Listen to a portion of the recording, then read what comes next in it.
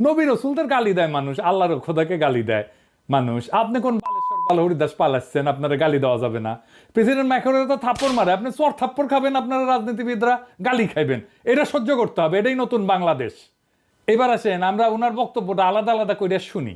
জারজ Milton বকা দিয়েছে আমাকে, সেটাকে সমর্থন করেছে পিনাকি। অর্থাৎ জারজ মিল্টন যে ভাষা আমাকে বকা দিয়েছে, পিনাকি সমর্থন করেছে।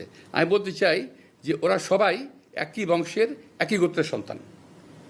কোনো ভদ্রলোককে এভাবে গালি দিতে পারে না। আমি ঢাকার মানুষ,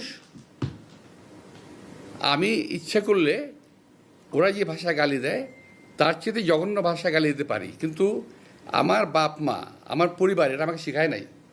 ওরা যেটা বলছে এবং বলেছে এটা ওদের পরিবার থেকে শেখানো, ওরা ওই পরিবার থেকে করে আসছে, শুকরের জাত।